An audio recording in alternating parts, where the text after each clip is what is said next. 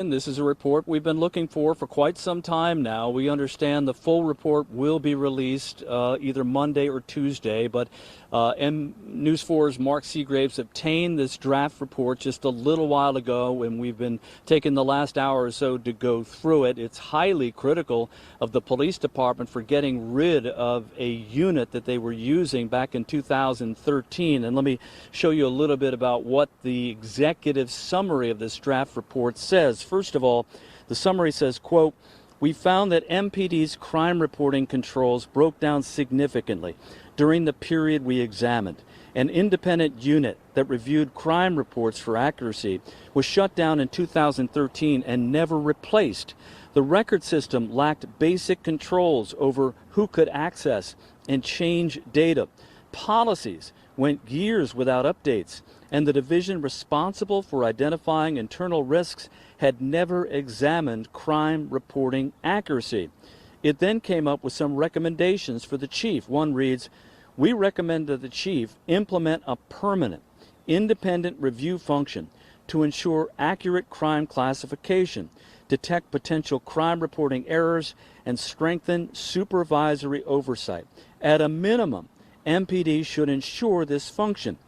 And it says, "as formalized authority, scope, and responsibilities through documented policies and procedures." Now, News 4 has also obtained a letter from Chief Carroll addressing these recommendations. In the letter, Interim Chief Carroll said, "In March 2026, MPD initiated the steps to establish an internal system independent of operational functions for continuously auditing and evaluating police reports. The objective is to obtain strict accountability across the department. To achieve this goal, data management functions within MPD are being consolidated through the creation of the Office of Data Integrity and Analytics under the Executive Office of the Chief of Police."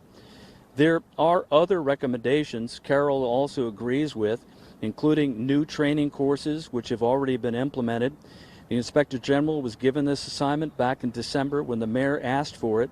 It comes on the heels of an investigation by Internal Affairs of the department into allegations of crime data manipulation that began after Chief Carroll took office. In May, the interim chief announced that he was seeking to terminate 13 high-level officials over crime data manipulation. All of this coming after News 4 first reported last July that a commander had been placed on leave and accused of manipulating crime stats. In that same report, the head of the police union voiced concerns that crime data was being manipulated to make it appear crime was lower than it actually was. Now, as you may recall, if you've been following this story, that story then, of course, led to investigations by the House Oversight Committee and an investigation by the Department of Justice, and that led, of course, to the resignation of then Chief Pamela Smith. So all of this now has come within a year after News 4's first report last July. So here we are in July, a year later, we're finally getting what the mayor said is basically the second piece of the puzzle.